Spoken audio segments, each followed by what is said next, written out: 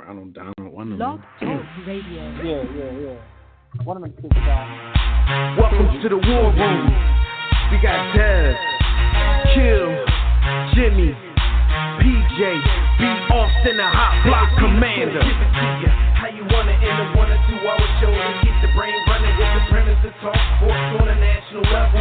Bold with the topic, sorta like the rebels when it's game time. They like the Fab Five during prime time. Sports conglomerates speak their minds a little bit. For sports medicine and sports veterans and greats. The 4 for 26 or the war in Kuwait. It's the War Room with 5 nights at the round table. 5 Philly guys diversified and educated.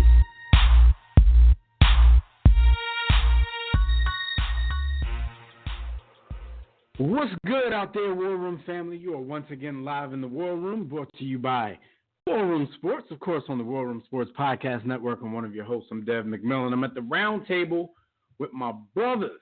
We got Jimmy the Blueprint in the building with me. B. Austin's going to join me in just a minute. Look, man, this week, America's been buzzing about chicken sandwiches. Yes, I said chicken sandwiches, and I did say sandwiches. I did. Repeat that twice. So in addition to some additional thoughts on that whole Jay-Z NFL partnership, Mambo Jahambo, and a lot more, we're going to give you our review on the newest fast food phenomenon.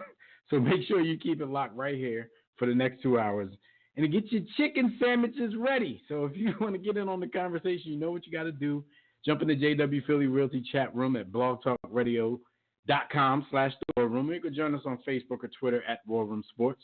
You can also call us directly in about 10 minutes after when we open the Digital Extreme Tech Hotline. That's after we talk with Fred Perdue real quick about some quick picks and predictions before we get into this college football season. That number is 323-410-0012. But before we get started, make sure that during the week when we're not live on the air, you check out archive episodes of our show, The War Room, as well as some of our other shows on the network, Tissue and the Tape, Hip Hop Podcast, The Broad Street Line with Roy and Chris, John Appetit if you like to eat, After Further Review with the Mayor, Quick Slants, that's college football with Fred Perdue, Cover 2, that's NFL football, all of that stuff and more, man. Just make sure you check out the network at warroomsports.com. You can also do that on the War Room Sports mobile app, iTunes, TuneIn, Stitcher, Spreaker, Blog Talk.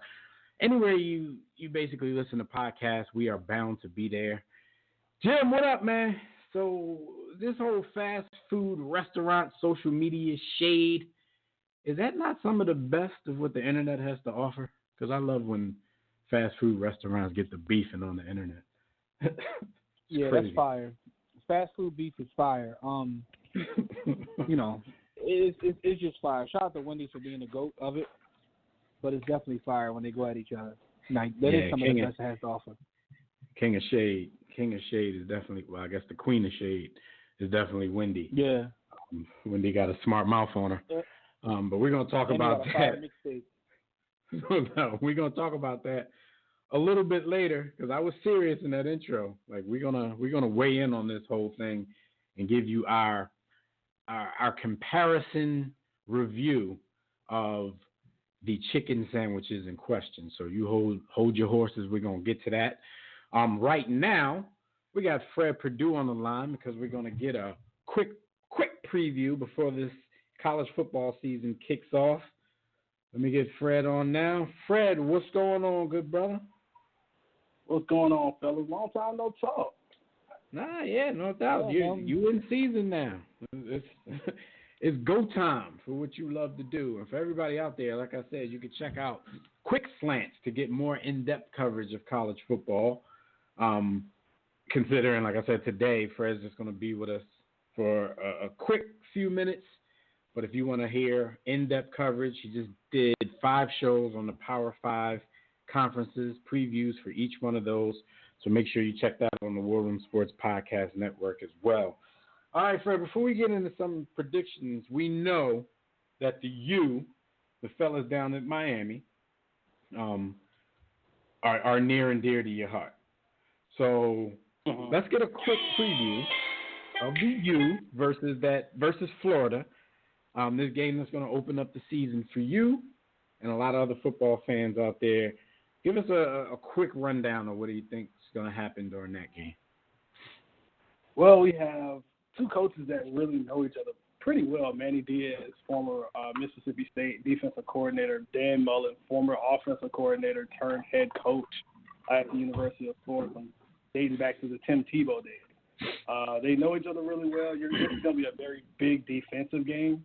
Miami's unranked. Florida's number 8. A bit overrated in my opinion, but then again, everybody's overrated when they play us. So Miami's starting a new quarterback, Darren Williams, redshirt freshman. Got an opportunity last year with the freshman redshirt rule where you can play 4 games and still have a chance of having your eligibility as a freshman or whatever status you are for that year. He didn't play in every game, so he got a chance to keep his eligibility.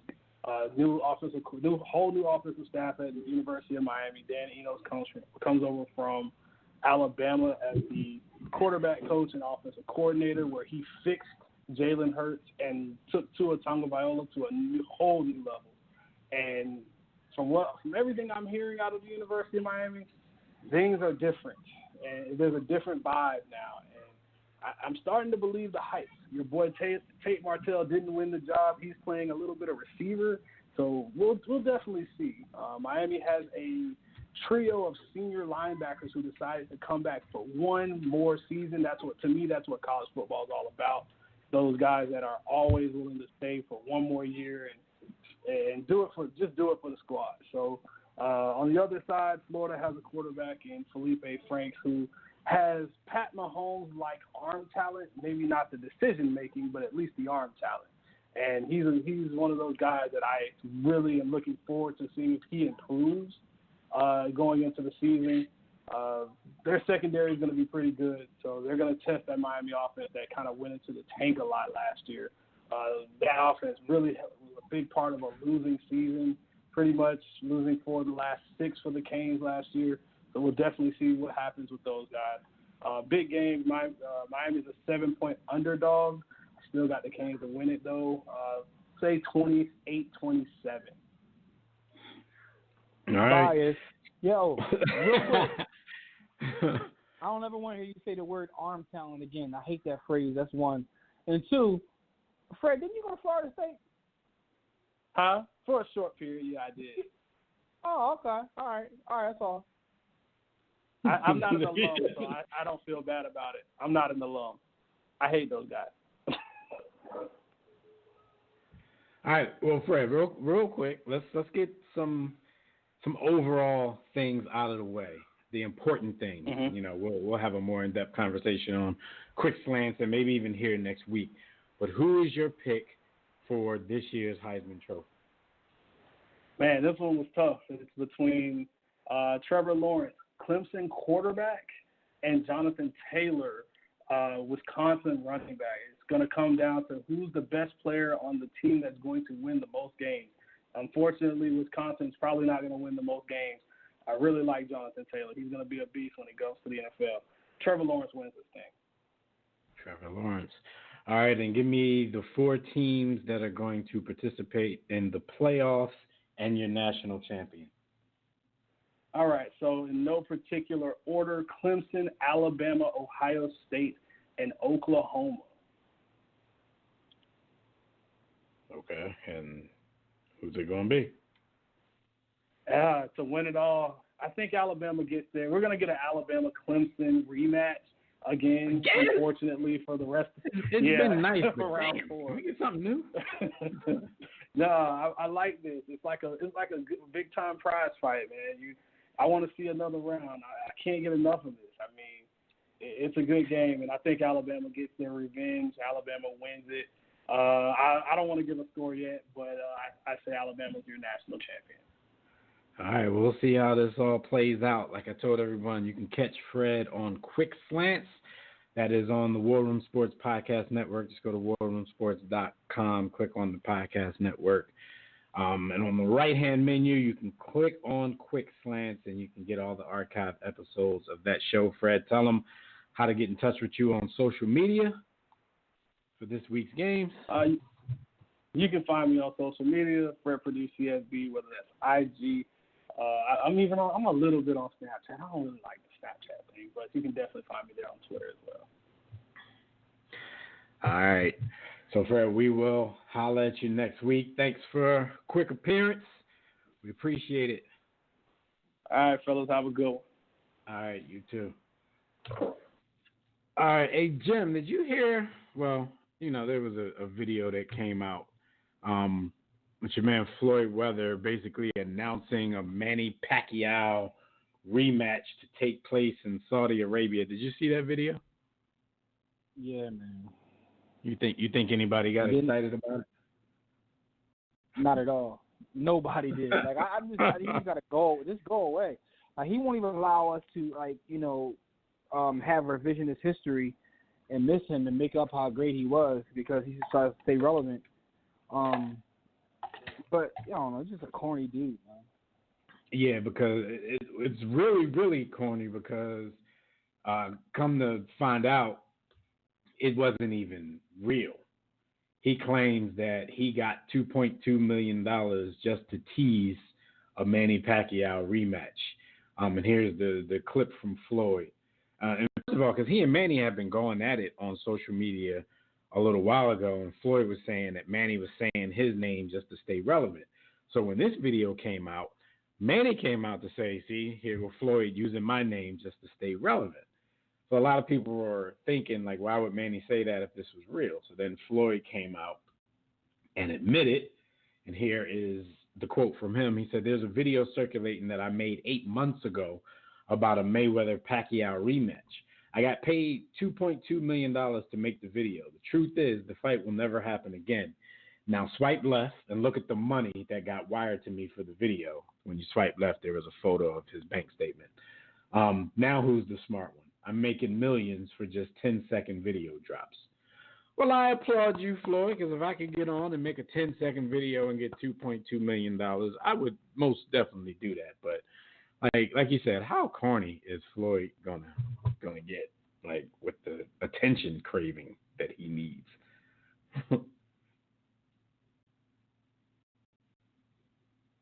Jim, where you at?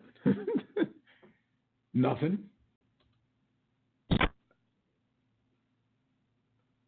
All right, Jimmy must be on. He must have muted his mic or something. But yeah, this whole situation is I don't know. It's a little bit weird. I don't understand why things like this is being done. I don't even understand why somebody would pay somebody that much money just to tease something that's not really going to happen. But hey, that's what happens these days. What up, B. Austin? That's the kind of stuff that happens these days. That Cliff. Yeah, him. Yeah. All right, so all week, in addition to the chicken sandwich wars, people have been having more and more conversation on this Jay-Z NFL partnership thing. Kaepernick has weighed in. Eric Reed has weighed in. Kenny Stills has weighed in. Jamel Hill wrote an article with a scathing headline that a lot of Jay-Z fans didn't like. Bomani Jones wrote a similar article, and Dave Zirin, probably the most down white dude in America, also wrote an article, and his article was surrounding the question: is Jay-Z a sellout or a capitalist? So Kaepernick and Reed and Kenny Stills and of course Nessa, they've all come out and their comments are basically showing you that, they're not too keen on this partnership with Jay-Z. They look at it as capitalizing off of the movement and lining his own pockets. B, I know you've had a lot of conversations out there. I don't even know how many you've engaged in, but I know you've sparked a lot of conversations. And, on yours, like when you post some of these articles where people are kind of saying, Jay-Z might be teetering on the line of sellout, I see that you've really triggered a whole lot of people. Why do you think people react that way when they see things like that? First off, I just want to make sure. Can y'all hear me? Yeah, we hear you now. Oh to yeah, my be honest, bad, Dad. Something happened in my life. I don't- Something happened in my life. My bad. But go ahead, Dopey Austin. to be honest, I know the conversations of which you speak. So I'm not a participant in social media as much as I once was. You know, you used to be able to get a novel or two out of me per week in response to certain things. I'm not really that guy anymore. So I typically use the page of the platform to get conversation started, and I think it's a very interesting conversation. I can succinctly tell you that, you know, we on the War Room, and I think I'm speaking for my brothers, have sort of a love-hate relationship with Jay, kind of the way you would a family member that you love, but you don't necessarily like. I mean, I respect Jay-Z as an amazing lyricist and artist, but I've always took issue with his ability and willingness to essentially hustle the culture. And when I say hustle, I don't use that in a positive connotation. I mean, he really is peddling culture for his gain and his gain alone. While I'm sure he's done some positives. Now, why does this resonate with so many, particularly black folks? Man, listen, the worst thing in the world to be is poor. That's universal across the globe. Somehow, the powers that be that have created America have made being black synonymous with poverty in this country. That narrative has changed. It's different optics today, but throughout history, that's been universal. So when we as black people see a black man that's able to come from the Marcy Projects and the epitome and poster child of impoverished to hood rich to hood wealthy to really rich to actually generationally wealthy, there's a certain pride that comes with that. Like, you gotta look at that and admire it, because not only does it go against what everyone is taught that black people are, it's the rags to riches story that America is built on, because everyone wants to buy into the thought that they could one day pull themselves up by their own bootstraps and be rich and be wealthy. So there's a lot of black people that look at Jay-Z and say that this is the personification of our American dream. Not only is he wealthy, but look, white people bow and kowtow to him in certain circles, which then they excuse, because of his wealth, they excuse some of his behaviors and don't call him on the carpet and call him accountable for things, because look, he's rich, he's wealthy. Kind of much different than Floyd Mayweather, but there are people that kind of take the same approach with him. Because he's rich, because he's wealthy, he gets a pass for shucking, jiving, and cooning. Now, that's not Jay. I wouldn't say that Jay is truly a shucking and jiving coon, but Jay wants to step beyond. Jay wants his wealth to reach a place where he steps beyond the perception and perspective of just being a black male in America. And his wealth has afforded him that. And this next step, the play to own a football team, that falls right in line with what he's doing, but it's almost at the expense of your regular, common African-American or black person. And that's kind of what that's kind of the funny part when I see all the defense of Jay throughout the week. People keep saying stuff like, you know, like Jay don't need the money, so why would he be, you know, capitalizing? Like, this is their ploy to let us know that this is all about social justice. I'm like, well, I've never seen a person that wealthy who wasn't all about money. Like, they don't get to $1 billion and say that's enough. Like, you keep doing what you have to do to take care of yours for the next 5, 6, 7, 8, 9, 10 generations. Well, like, I mean, but yeah, hold on real quick, Jimmy. Jimmy, to that point. No, I'm just going to correct you because they already came out and said he's not owning a team. Like, that's But that's the thing. When that whole thing came out, Jim, I didn't believe that account anyway. I actually thought that was coming from the opposing side to Jay-Z to kind of try to make him look even greedier. So I wasn't even sure about that whole thing in the first place. So to begin with. Yeah, you were talking about that. But is or isn't, what he's doing is still, to me, a little bit on the lines of peddling culture. And to your point, Dev, I've spoken to a gentleman who I'm pretty close with who's wealthy. You know, he's not, a billionaire wealthy, but, in his travels, and he happens to be quite a bit older than us, he said to me, being rich and having access to money has only ever made me want to go and get more money. It's never made me look at my net worth and say I'm content. And he said that to me is a universal. You're not going to find very many rich people or wealthy people that say, oh, I have enough money, because it becomes a scorecard. How do you keep score on where you are? It's not about your lifestyle or being able to afford your lifestyle. It's being able to look at your net worth and see it grow. That's the scorecard. I think a lot of this stuff, a lot of the reports that came out during this week, I think they may have given Jay ideas. Not to say he didn't already have some of this in mind, but the fact that the report did come out that way about him maybe owning a team or having some ownership in a team, I'm pretty sure that's on his mind at this point, whether that sparked the thought or not. But if you look at the whole 46-minute, press conference or whatever you want to call that meeting with he and Roger Goodell and how chummy they were, slapping each other on the thighs when they were laughing and all that kind of stuff, at some point, the conversation is going to have to get there if they're going to be buddy-buddy like that. I know if I were Jay-Z, the conversation would get there one day.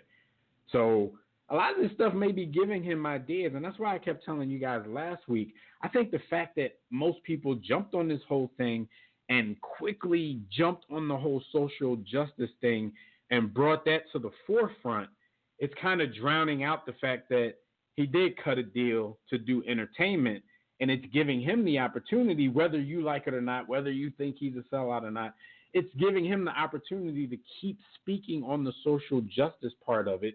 So now when he does do some things, he's going to be able to throw that in people's face. Like, I told you this is what I was going to do. The funny part about it for me still after a week is the people who are basically being hypocrites about this whole thing, who had everything in the world to say about Malcolm Jenkins, took Eric Reed's words back then as gospel. Now when the tables turn and it's somebody that you love, it's different. Like Jay-Z has been sitting here in his meeting with Roger Goodell.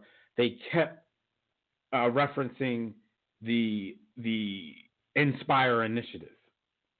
And people keep defending Jay. See, he's going to be working with the Inspire initiative. He's going to be doing this. But the Inspire initiative was created by Malcolm Jenkins and Anquan Bolden, but they were coons and sellouts. But when we're working with the exact same thing that they created and it's somebody that you love, now he's a hero for it. That's just weird to me. It's really weird to me. And now people, this is the first I've seen this since this whole thing started. People are going at Eric Reed. People are going at Colin Kaepernick even. And it's just weird to see this because when anybody else was involved, those two guys were like God and Jesus, and they couldn't be touched. You get Hovey involved. It shouldn't be weird, Dev. I explained that Jay-Z literally represents what Jesse James and the Kennedys are for Caucasian folks. Like, dude came from the bottom of the bottom, and he's a billionaire. So that rights a lot of wrongs and excuses a lot of things. Like, people will look past critical thinking. I'm not even going to say look past wrongs. Let's assume that let's look at it objectively and say maybe he is wrong, maybe he's not. But they don't even want to entertain the conversation because he's Jay-Z and he made $1 billion. And why would we ever give him anything other than the benefit of the doubt because he made a lot of money? It really becomes about his net worth and his ability to triumph in that arena, in the business arena. So, that's what it is. Anquan Bolden and Eric Reed and Kaepernick, they got a couple dollars, but they're not looked at as the same as an icon like Jay. Yeah, and no doubt. I just want to say. Oh, go ahead, John. No, I just want to say a couple things. Like, well, this story is more about the cult of celebrity. I don't have anything wrong with. I don't see anything wrong with what he's doing. That's my personal belief. But if we're gonna, but at the same time, I see it for what it is too. He's being Jay-Z. I see it for what it is. Yeah, like that's my thing. I see it for what it is. Like my problem is the people because. And that's actually people on both sides. It's almost like everything we talk about here. You get the certain people that are just like stands who there's nothing he could do wrong. Like he could literally come out and smack a baby with cancer and they'll excuse it. But on the flip side of that, all the people complaining about him too, what I find funny is this is my new thing I do now. He should have did this, that, and the third. I'm saying, so what you out there doing to make a change? Nothing. Oh, so you think that banging on your keyboard, like, you know what I mean? Like, so at the same time, man, like we can even break down the whole Kaepernick situation and look sideways at that too. There's so much going on here, man, because Kaepernick has his cult of celebrity going on, where moves that he makes or may not make, they don't get scrutinized either. So, I mean, we can throw both of them under the bus, or we can say, look, let them do what they want to do. Let Kaepernick do what he wants to do with Know Your Rights. Let Jay-Z do what he wants to do. And to me, like, you know, and I don't get into the whole thing of this is a distraction or that is a distraction because you could walk and chew gum and think about multiple things. I just think this is an interesting study in human psychology and the cult of celebrity or sycophants, or however you want to. So you just brought up break a great it down, but name when you said Know Your Rights, because if you let some people tell it, Kaepernick has never done anything past kneeling. A lot of quotes that are coming from that Jay-Z conversation people are using, and they're using them against Colin Kaepernick. Like I hear a lot of people like, we are past kneeling. Like what are we going to do? Just keep kneeling until what? But people forget that Colin Kaepernick has been, doing actionable items. So everything that we're taking from that conversation that Jay-Z said is like, y'all are forgetting that he's doing actionable items. He just can't do them on the NFL stage because he's been blackballed. He doesn't have a job. He can't do that. But you know what, to me, it's two other parts of this that are so crazy to me. Like, for one, when did the NFL become the be-all and end-all when it comes to social justice and shooting black kids? Like, what does the NFL have to do with people shooting black kids? Like, what is, like, honestly, like, I've been asking that question for 2 years, man. I've been asking that question for 3 years, man. When someone scores a touchdown, did like a black baby get shot? Like, I don't understand. That's one. Two. You don't remember me asking that, screaming that when me and B. Austin was arguing about the whole Malcolm Jenkins thing? When I kept stressing the fact that dude just got $90 million in free money from an organization who's not even liable for the stuff that we're protesting. That's the one thing, right? See how that's a bad thing. Like, the NFL feel like they're on the hook because it was brought to their doorstep. Yeah, but my thing is like, but everybody fell for the okie doke, man. Like, everybody fell for the okie doke. It became a big issue when it's like, at the end of the day, this is no issue. But they should have just ignored him. If they would have ignored him. Let's flip it to the other side too, Jim, because the three of us have been saying this for 2 years as well. Even though, Colin Kaepernick has become all of our favorite quarterbacks, skills be damned. He's become our favorite quarterback because of what he started. But we have been saying, because we always like to keep it objective, we always like to see things from every perspective, wear every shoe in the conversation. We've been saying this for a long time, and not until Jay-Z got involved has other people started to say this. And they're asking like, well, Colin Kaepernick never talks. So we don't know what, everybody like Eric Reed, Colin Kaepernick, Nessa, everybody thinks that whoever does something has to come and get permission from Colin Kaepernick to take a baton and do something in this movement.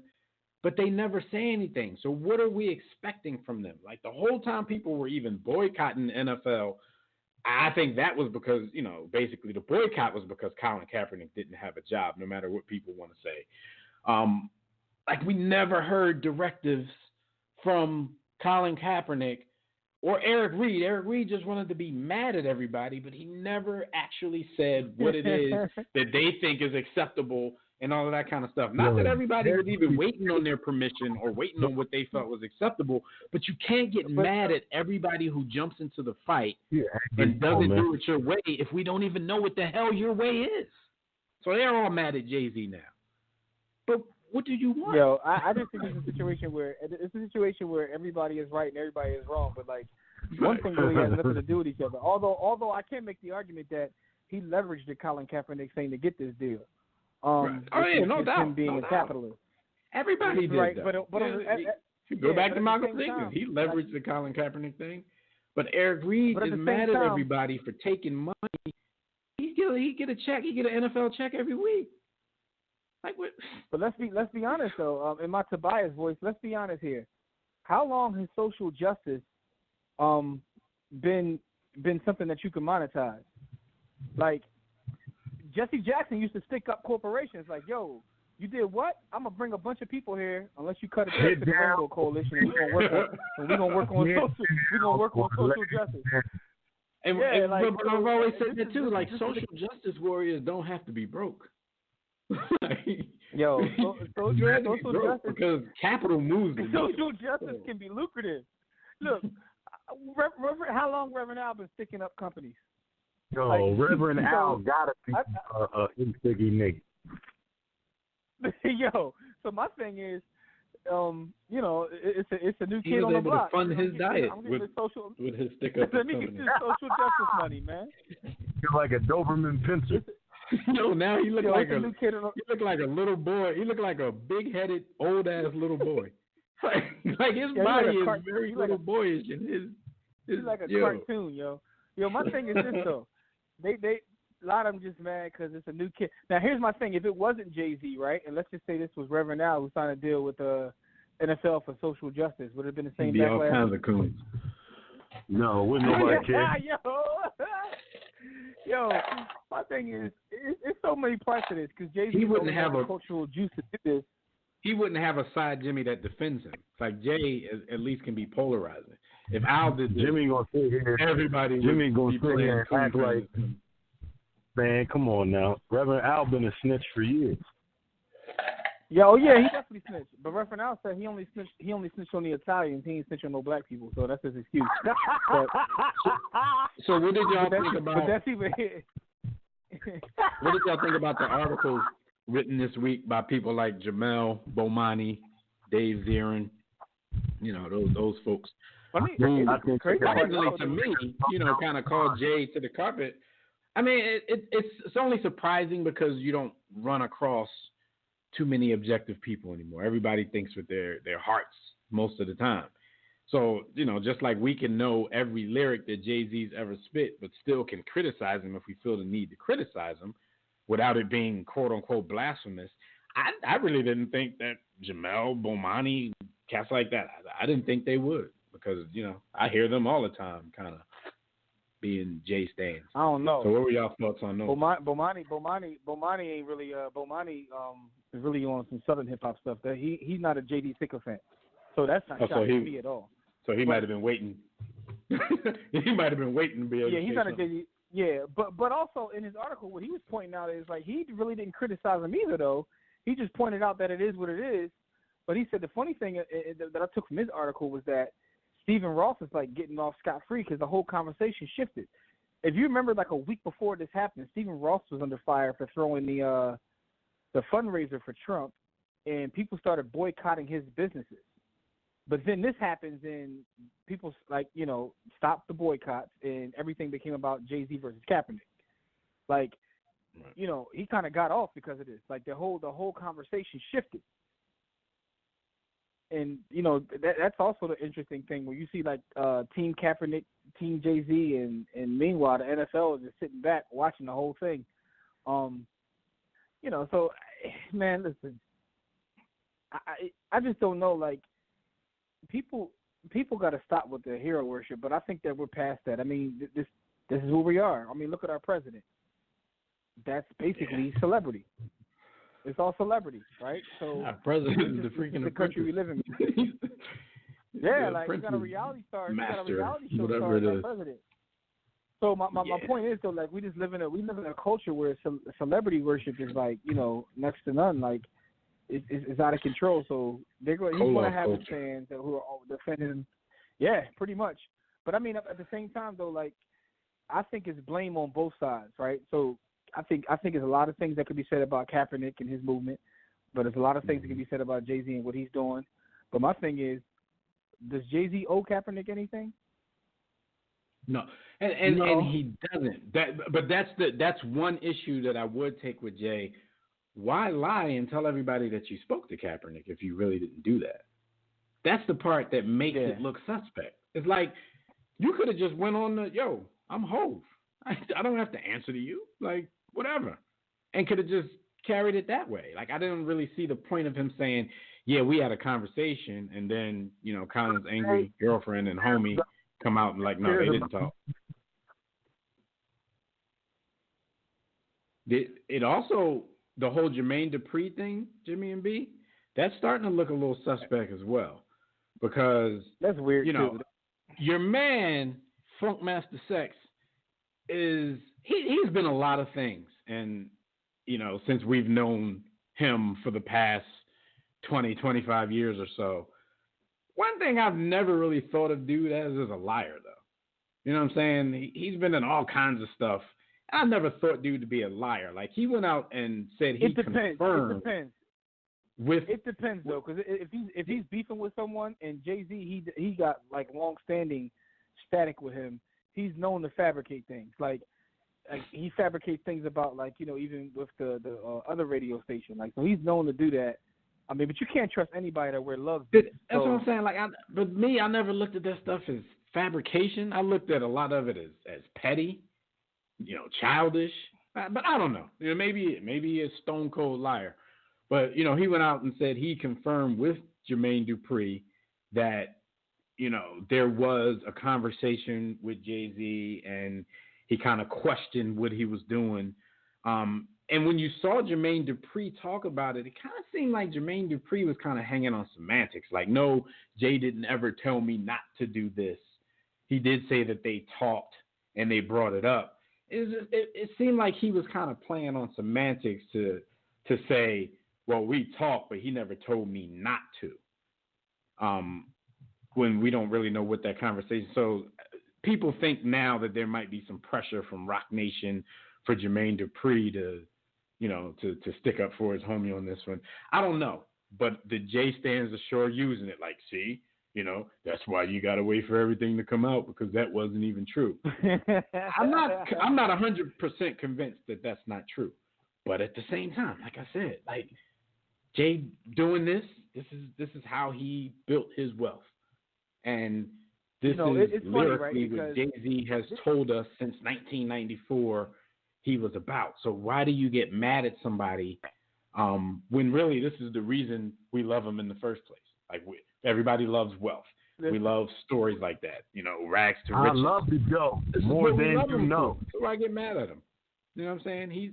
He's done his part as far as giving back is concerned, and I'm sure he'll continue to.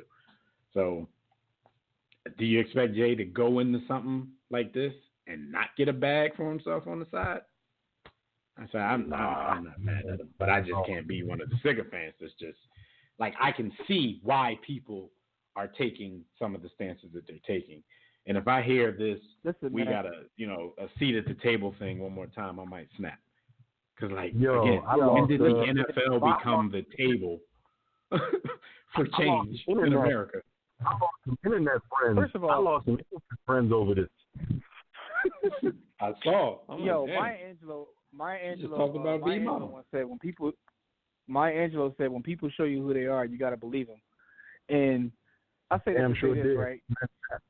This whole thing is interesting to me because on one hand, I'm like, yo, dude, like, you could have partnered with any major corporation in the world. It probably wouldn't have got this much publicity. But if he wanted to have a social justice initiative, because of the cultural capital he possesses, he could have probably called any Fortune 500 company, had a press conference, and said, hey, we're going to, put money into these projects, right? And it would have been completely different. But at the same time, all right, I also see that what he's building with this whole thing with Rock Nation through the sports and through entertainment, he's probably the first black person to kind of create wealth through black bodies, right? A natural resource. Yeah, so some will say a black body is a natural resource, but we are that resource, but we've never been able to be at the top as an owner to collect revenue off that. He's making the same type of deals that all these guys have made that he's sitting at the table with, and a lot of people in business look at them as heroes. So I understand that perspective too, where it's like he's a black capitalist, you know, and he's no different than what those other guys are doing, right? It's almost like when I see people who sell real estate courses, right, and they're black people, and I see people get mad at them. I'm like, yo, but Carlton Sheets been since the 1970s doing the same thing, right? I can't be mad at a brother for doing that same thing, but I also recognize it for what it is. And I think that's the point that, like, makes me laugh, is because people aren't recognizing it for what it is. They want to, you know, try to, like, paint him as a saint. I mean, and depending upon how you look at it, you still can, but still be realistic about it, right? So I use Michael Jordan as an example, and people always talk about his lack of social justice initiatives. But then on the flip side, I know you remember, what's the boy Scoop wrote the article about how many black executives Mike has hired since he's had that seat, more than anybody else in the NBA, like more than anybody else in the NBA. So you can make the argument that, okay, he's not speaking up about certain things, but he's actually helping black families eat. You know what I'm saying? Like literally feed their families. They don't feed their black people at title. No, but I'm talking about Rock Nation is pretty much all black. I mean, even the informants that work there are people of color. Gotcha. Well, Skyview in the chat room, he said black people are boycotting the NFL still because of Cat. Jay-Z owes him the same respect that Kareem, Russell, Jim Brown gave Muhammad Ali. But the thing is, if you know the truth of that story, Jim Brown was trying to talk Ali out of it. That picture became popular, but when you start to look at the facts of that, the facts in retrospect of that start to tell you a lot of things that we're starting to see with Jim Brown in his old age. Like it was Jim Brown what we always thought he was. People look at that picture and they say, "Oh man, look how powerful." Man, we can laugh at Jim Brown in humility. We can laugh and joke, but when you really sit down and think about what you thought Jim Brown was and what he may be, yo, that should make me sad, man. Because I used to think Jim Brown was. Yeah, Jim be tripping. Shout out to Purple Pill in the chat room as well. They said distractions. He said if Knuckles knew monetary theory, Federal Reserve Act, as well as they know gossip, they might be able to accomplish something of some significance. What do y'all think about that? My thing is because they would move. They would move the goal line and change the rules of the game, because there have been many, many significant folks that understood monetary policy and investment strategy and still weren't able to capitalize on it, because when they got in the game, there was someone there to smack them around. So let's not act. That's another thing that I think we fall victim to as black folks, is we fall victim to the whole, if we got it together, we sort of support the idea of our, at least, I won't say our intellectual inferiority, but our moral inferiority, by even condoning the whole notion that it's us, it's always us, and we're our own worst enemy, which, you know, you can argue we are in some cases, but a lot of that is people that aren't aware of what has been done to support and grow and what has been subverted. So, you know, they only go back to Tulsa, Oklahoma, but there were 18 Tulsa, Oklahomas. Right. The Freedmen's Bank. Me, the Freedmen's Bank. But hold on, even beyond that, like no, I was just saying that the Freedmen's Bank, if you want to, like, you really get into that, be awesome. But even beyond that, gossip is fun. You're always going to have the contingent that follow gossip. So being able to control gossip is fun. Yo, I'm saying No, it is. I mean, you got to know who you're dealing like, with, man. When you deal with the masses, man. But there's also a balance in that too, though. So there's nothing wrong to me with people liking gossip and ratchet stuff. But it's like you have to have a balance of that. But you also have to be able to look at any situation and think critically and be objective. And I think that's where the problem lies. If you like gossip, that's cool. But at the same time, be able to sit back and look at any situation and be objective and we don't though, man. But we live in this all-in society where we have to take sides, and no matter how much you play yourself out of position with some of your quote-unquote opinions, you can't say anything that's remotely critical to the side that you've taken. So even if you're, even if you're making yourself look silly with some of the stuff that you say to defend certain things, then it's kind of like, so be it with people. And that's the part that I can't understand, because I can always see multiple layers and multiple sides in every single debate that's going on out there. We spent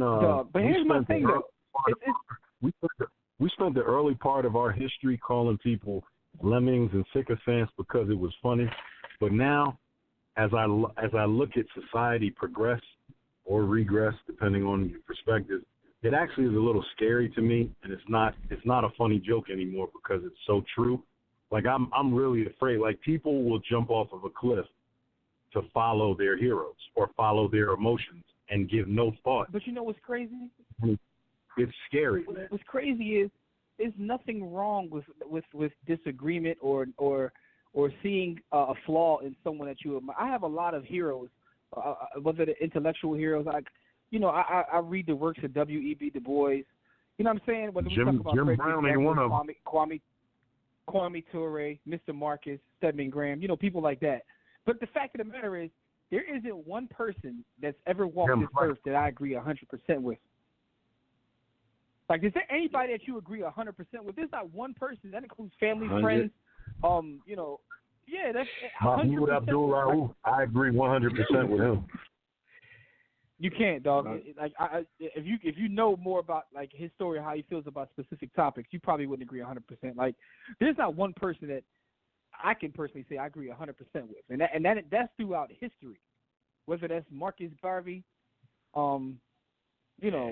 anybody. You I can, because I mean, in a lot of these instances, like you're down for the same end game as a lot of these people, but you might, there's some things in the process that you might not agree on, and that's that goes back to that example of Malcolm and Martin all the time. Like, basically, they wanted some of the same things, but the way that they went about things, the other one really didn't respect that until it was too late. But that's just how things are. But people, they can't see that these days. Like, we're going to keep fighting, not realizing, okay, we might be fighting for the same thing, but just because, there's some things in the process that we're not going to do the same, it doesn't mean that we disagree. But I don't know. All right, okay, and that's another thing too, though, Dad. Another thing is, it's okay to disagree, but we take it things too far. It's like we can't just disagree. We gotta call people coons. We gotta disrespect their entire life and their family. People on one side calling Jay all kinds of names. Now people calling Kaepernick and Reed and everybody. I've always called him Angry Man Reed. That was before all of this stuff jumped off. But he's always been angry. But I don't know, people once they take that side and they're all in, it just is what it is. To be honest with you, I've never said this, but I'll come out because Eric Reed probably listens to the show. Yo, homie, I don't really like you because I think you're angry for no reason. Like, you take away from the movement with just being angry. Just you go out on the field, you scream on another black man. You a little out of pocket. And Jimmy, please don't bring up the Freedman's Bank or Nat Turner to me because it sets me off for about 30 days. I think he was saying it for different reasons. I think, I haven't watched the clip because, I only get to see clips of those shows because I can't really patronize a lot of those shows. But I heard Shannon Sharp was talking about the whole concept of divide and conquer. Now, I definitely believe in this particular situation that term is very relevant. I don't know if it's for the same reason that, like, I get the thought that he was only using the term divide and conquer because there was criticism against Jay-Z. Me, in this case, I would use the divide and conquer definitely because of the fact that, okay, we got a contingent that's calling Jay-Z names, and we got a contingent now all of a sudden that's calling Colin Kaepernick names. But everybody has to be held accountable in their role in allowing them to divide and conquer. The NFL knew what they were doing the whole time. We're going to go get the most popular dude in the game to give us some credibility. So on one end, Jay has to be held accountable for letting the snakes in the door, allowing them to hit us with the banana in the tailpipe again. On the other end, like we said about Colin Kaepernick before, like, you have to lay out what you expect from this movement, and anybody who's, quote unquote, taking the proverbial baton from you in this, you can't just keep getting mad at everybody because the people that are now Colin Kaepernick sycophants, they're gonna get angry at whoever they think is stepping on his toes. So then you got those people calling Jay-Z all types of names, but Colin Kaepernick does not communicate with us about this particular thing, about this whole what it has to do with the NFL. He doesn't tell us his thoughts on that. But they get mad at everybody who steps in the door. They can't keep doing that. They can't. I'm a Colin Kaepernick apologist and supporter, but you do make a very valid point, because when you step into a mantle of leadership, you do have a responsibility and accountability for the messaging that you put out there, because those that follow you are taking cues from your message. And it's almost like dude doesn't want the responsibility of that leadership, because he can always say, well, I didn't say that, or I didn't tell him that. It's like he wants to be a symbol without being a leader at times. At times, I do acknowledge that. Like, you got to say something, dog. You got to come out a little bit louder, because you got the whole world looking at you. And it's all well and good to go to Ghana and braid your hair and wear the kente cloth, and we respect it. We love it. Great. But, you got to say something and stop letting Nessa speak up, because a great woman left without direction will get you killed. But, shout out to the Red Clip. I ain't saying nothing about the lady. lady. All I'm gonna say is this: I'm gonna leave that one alone. But he probably can't speak based upon that payoff he got. But at the same time, though, man, this whole thing is a mess, man. Because getting back to the original point, real talk, like, he didn't say anything before the settlement. This is true, and that's all because why? I'm sure there's a non-disclosure agreement, and that's probably like, don't tell them what we gave you or what we admitted to. But you got it. You know what? What's disappointing to me is he still wants to play in his league, right? So if you really want to play football, the XFL is there, and Vince will probably give him a job just on the strength of like trying to market it, because he's all about the hype. But at the same time, though, it's like the one thing that hasn't come from this, and it's interesting to me, is like, if cats always are in this mode now, ultra capital mode now in terms of the culture, how come ain't nobody bossing up talking about starting another league? And a lot of times, shout out to O.J. Jack making when I'm like, I'm tired of this seat at the table. Why do we always want a seat at their table? So we can sit at their I think a lot of times get scratched. We see the big stadiums and all that, and we think that it's like too big of a thing. But if you kind of run it the way Ice Cube has with the big three, shout out like, to the big three. I'm gonna get sponsors. I'm gonna go into already built arenas, and I'm gonna kind of like run it similar to like a rap show, where it's like, we're in town this week, come see us.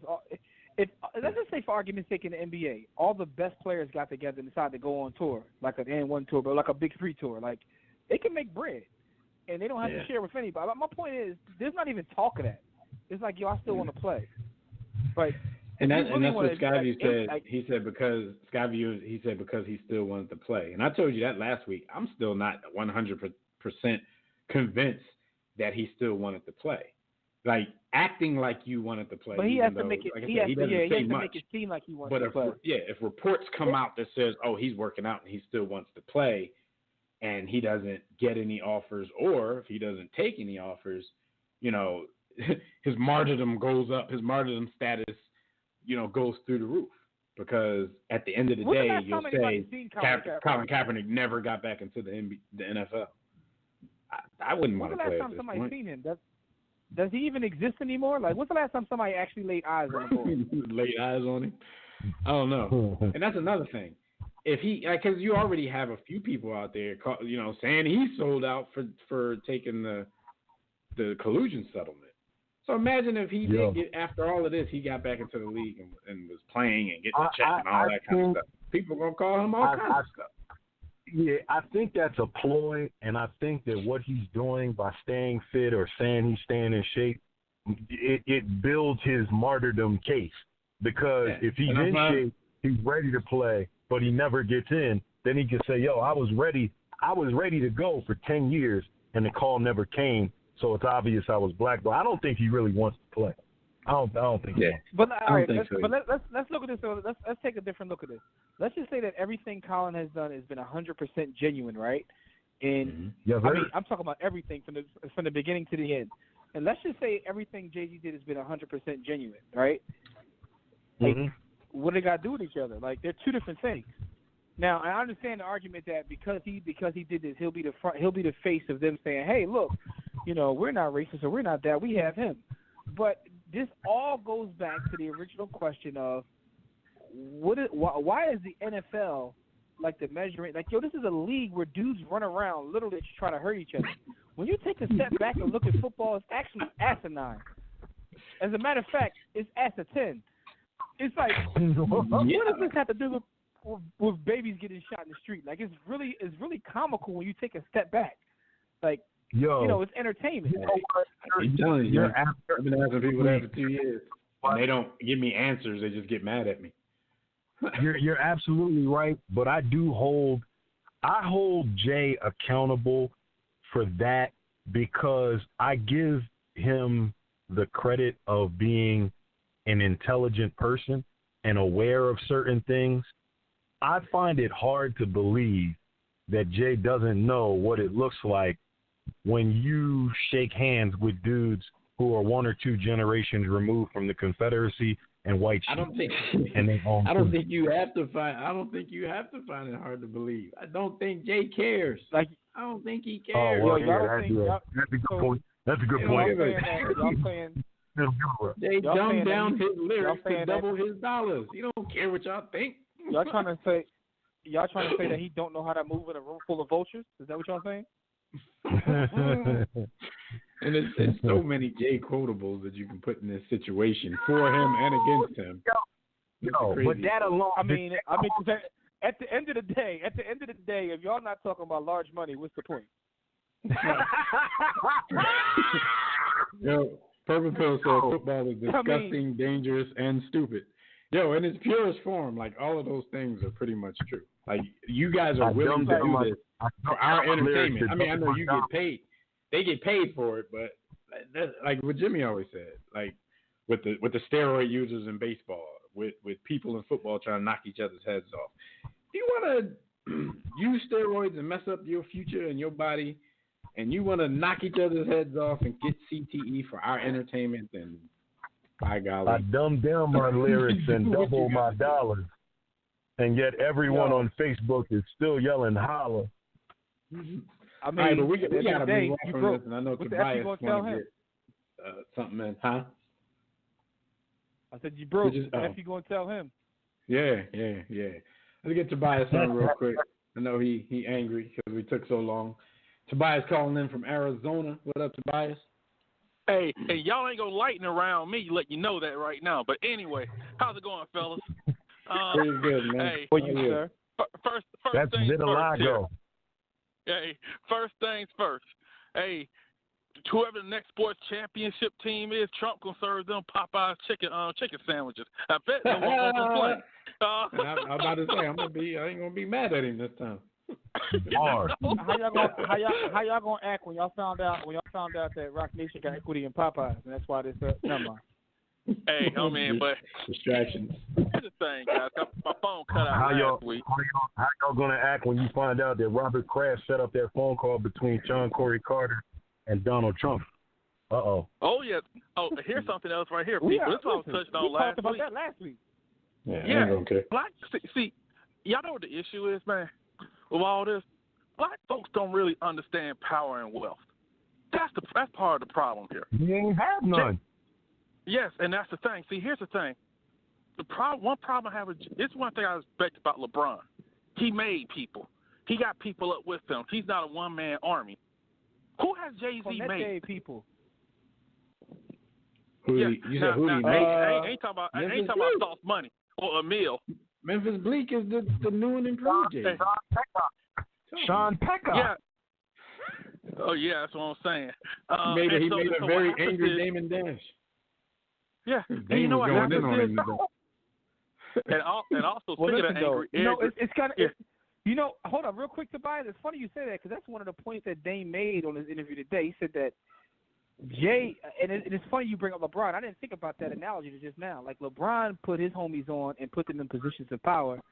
All Jay's friends work for him. They all got jobs. No, that's funny. Listen, and the only people sitting in the back during that press conference. The only people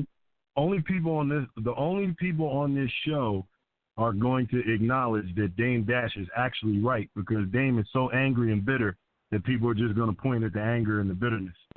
But Dame is that's all I saw wrong. today. Like, oh my God, he's still bitter. I mean, I'd be bitter too if you cut me out of you ain't lying. This empire that we built together, and you became a billionaire, and I became a -2 millionaire. I mean, B. Austin it's like B. Austin breaking out on this occasion of name War Room Nation. Like, yo, what you mean War Room Nation?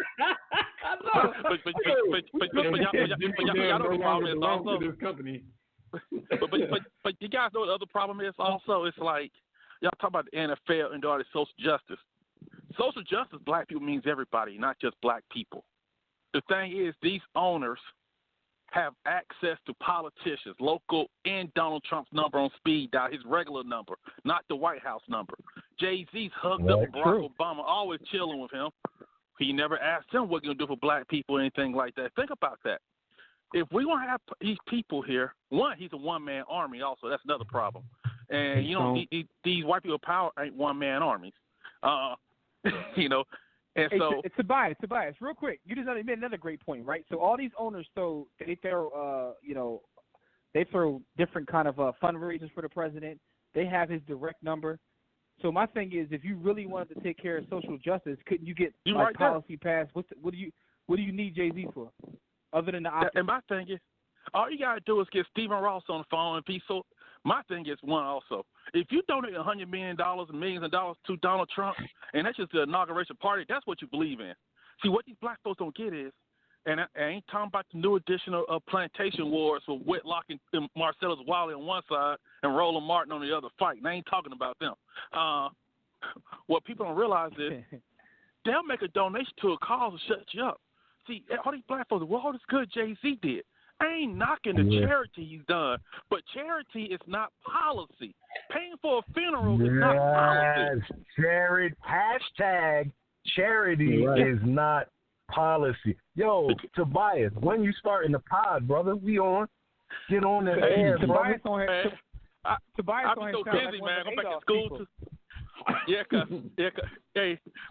Cause Rob hates me, by the way. But here's the thing about charity also.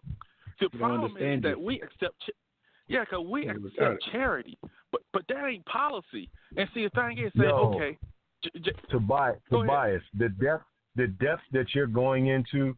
Watch this, and I'm gonna follow you right into the deep end of the pool. Pause. We don't even realize that money doesn't matter. Money is just a tool.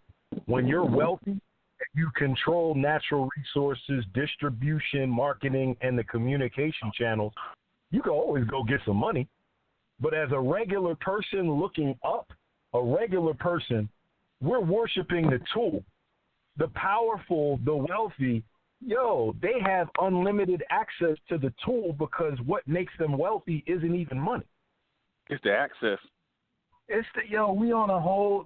Jay is on a whole other level in terms of why he is a sellout, and some of the points you're making will fly over the head of common man, and they're not even going to get question, B. Austin. Is he a sellout because no, the reason I'm asking that question is because, right, the point you made, I understand it and agree with it, but maybe he's on a path to try to get those. Like I said, he's the first person I can see that's gotten to the point where he actually has control of culture. Even if you look at other black billionaires, whether we're talking about Oprah or something like that, they don't control culture and can't shift things the way that he can because of his single fund. So he's the first black person to be able to take advantage, like I said, control wealth through the power of black bodies. Like he can move a bunch of people at one time. I'm gonna be presumptuous here. I'm gonna be a little presumptuous, right? If we consider Trump and Trump's core base of supporters to be an irreversible, irreparable cancer, if we consider that, cancer and getting intimate with the cancer doesn't mean you can heal the body. And that's something that, it's really cool and really sounds nice and cliche, and it is definitely cliche to say, oh, we're going to get the table and we're going to change it from the inside. We're going to change. Oh, I wasn't saying that at all. That's not what I'm saying. I wasn't saying that at all. I'm talking about the quest to get the bacon. Like, so. I got that. Go ahead, First, I'll say this. Eric Reed reminds me of Busta Rhymes' character on Higher Learning. Always mad for nothing. Why are you so mad? Even if I agree with everything Eric Reed stands for, I can't stand next to that dude. If we was 15 years younger, you would be scaring the itches away, You too mad, man. Yeah, he can't take it to. Hey, he be the one fight. He be the one fighting when the Lil Jon the 3 6 Mafia song come on. But all right, y'all gotta hurry up, man. We gotta talk about. Hey, I'll say this. We gotta get less serious. I'll say this. As the one Southern rap fan thinks Outkast is the greatest rap group ever, because I'm from the South and everything. But the problem with Jay-Z is he is what's wrong with Black America and its country in general. Is that the only way he can get rich and live his situation is by entertainment. That ain't no resource. You cannot pass that down to your kids. Robert Kraft can pass down Kraft food to his kids. Jerry Jones can pass down oil. Cronkey can pass down real estate. Jay-Z stopped rapping right now.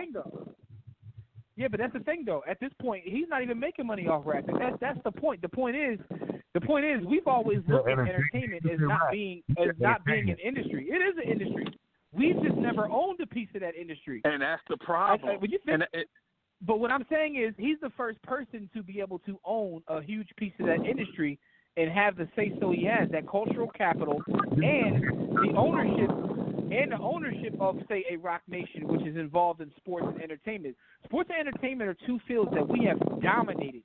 Dominated since we were allowed, but we didn't own any part of it.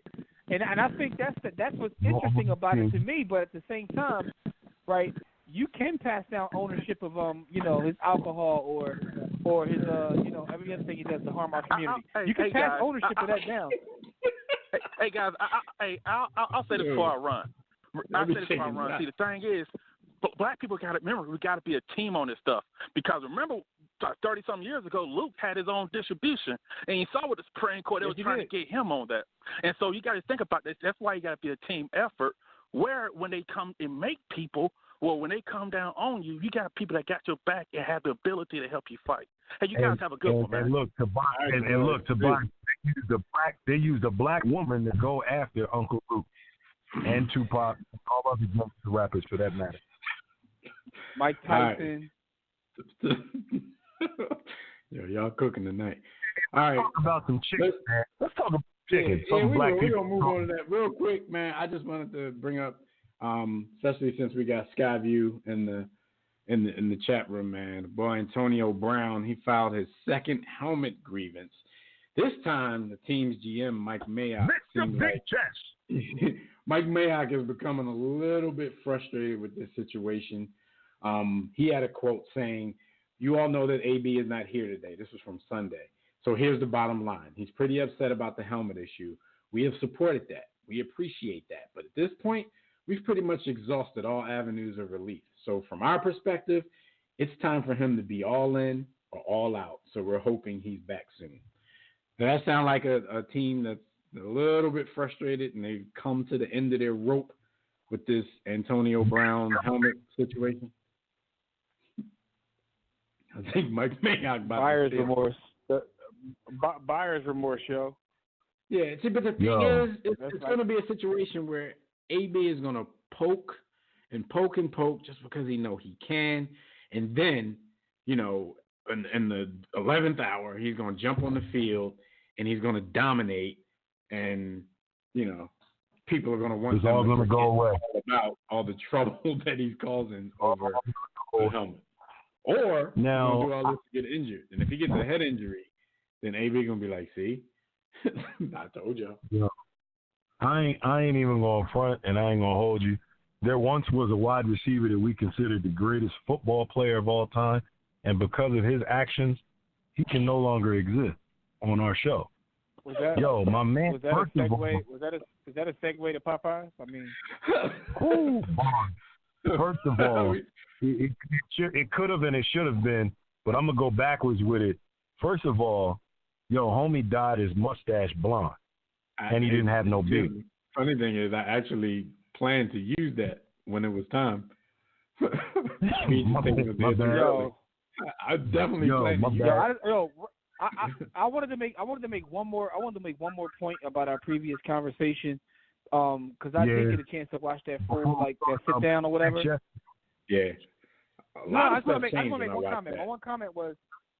My one comment was I remember when the Nets had a press conference back in the day, and Sean Carter got there and they promised 10,000 jobs and 2,000 affordable housing units as part of that whole deal, but only 3,500 people got jobs.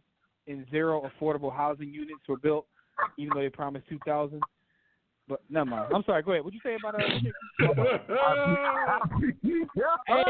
Hey, and that's another thing. And shout out one more time to Purple Pill. He said earlier that Jay-Z was chosen.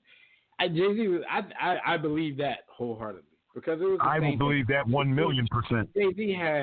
Jay-Z had like $235,000 worth of the Nets. But they trotted him out there because of his popularity, and people ran with it. Jay-Z owned the Nets. Jay-Z owned the Barclays Center. Jay-Z this, Jay-Z that. He moved the team to Brooklyn. Jay-Z, and all they really let him do was put his face out there and design the uniforms. That number that you threw out there, though, Dev, I think you should be clear to the listeners that what you just said was not hyperbole.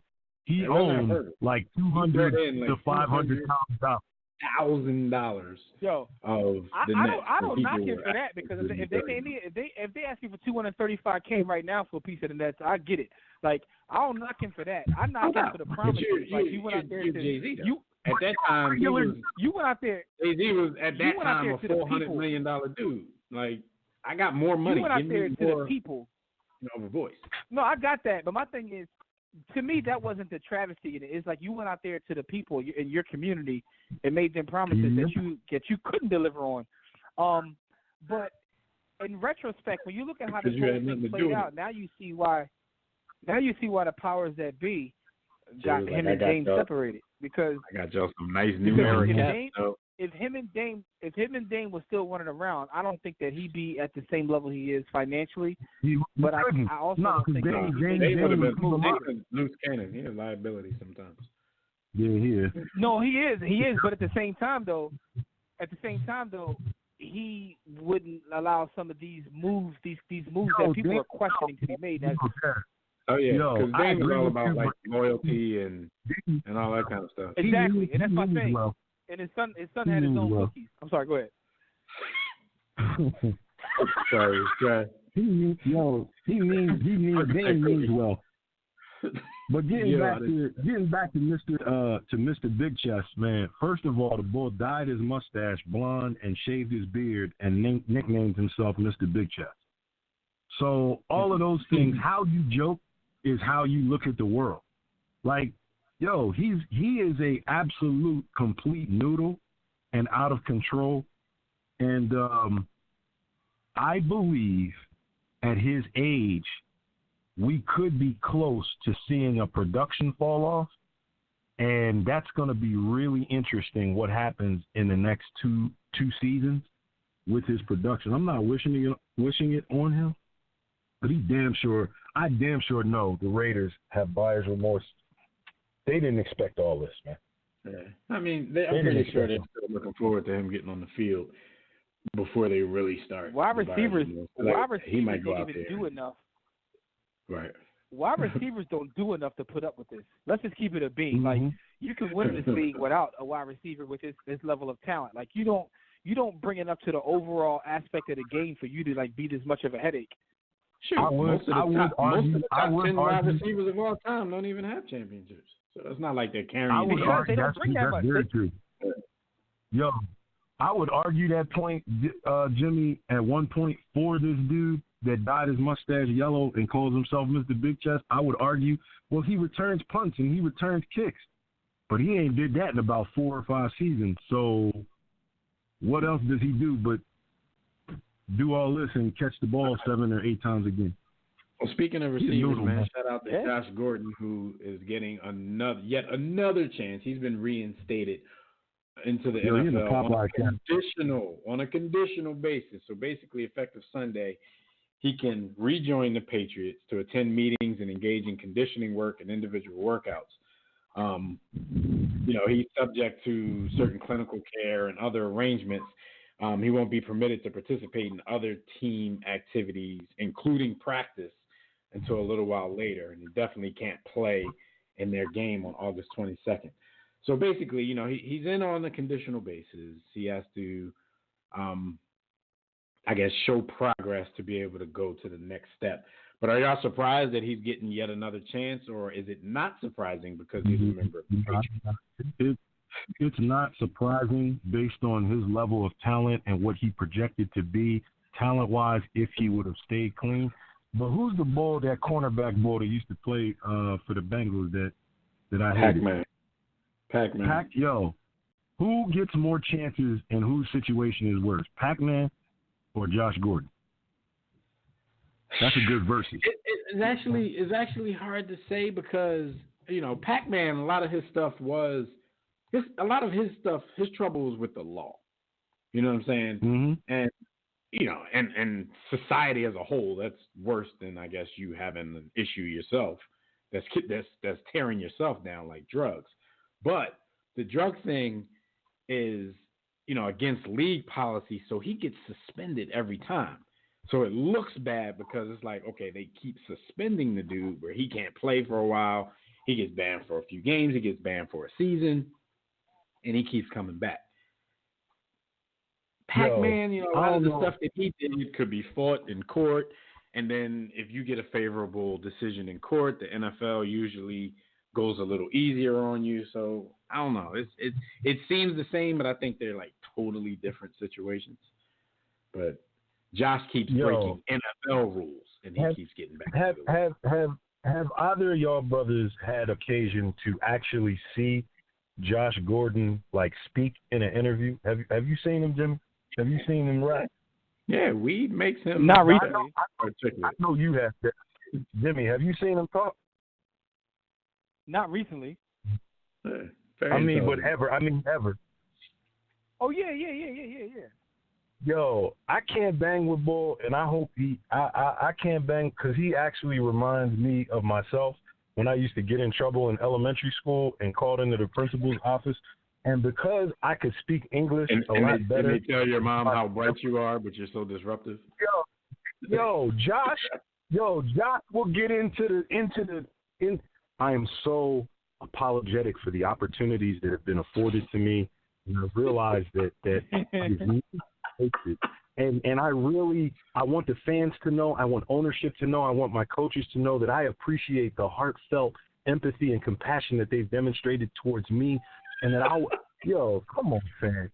No, I'm not buying none of that. I did that. I did that when I was. I did that when I was 11. I can't with Bull, man. He's going to mess up again, and I just want him to get help and get healthy. It's over, fam. You're never going to eclipse T.O. You had the talent, but I can't bang with you, man. It's all a hustle, man. He's going to mess up again, man. Well, he's with the Patriots. If they can't change you, the Patriots can change you. It's the Patriot way. All right? So man, the Patriots draft murderers. Imagine him with Aaron Hernandez. Hey, Patrick Chung. Speaking of, Patrick Chung is getting arraigned on some coke charges.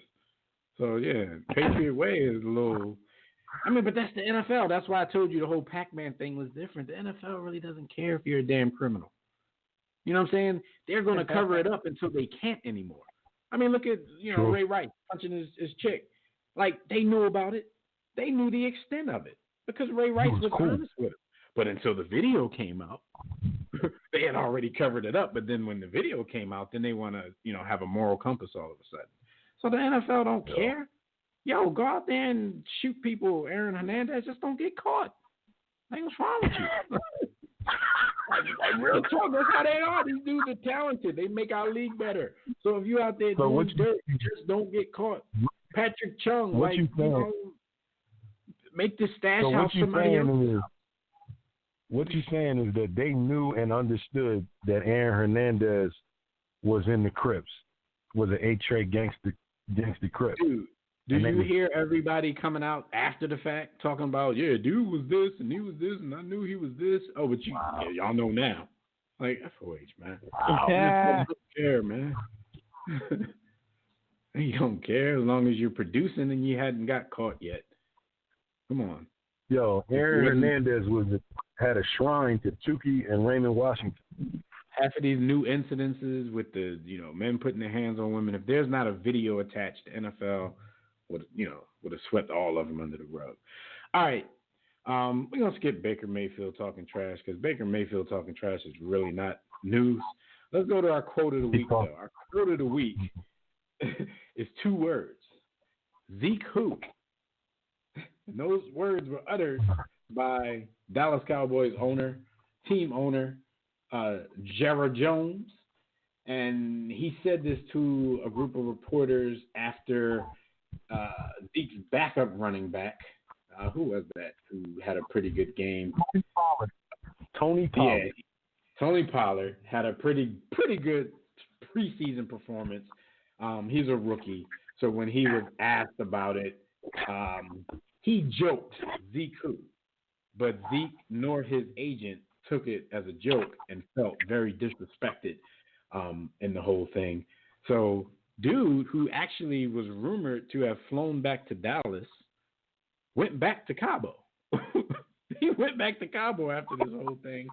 I did hear some news today that the Cowboys have offered Zeke a contract that will make him the second highest paid running back in league history to Todd Gurley.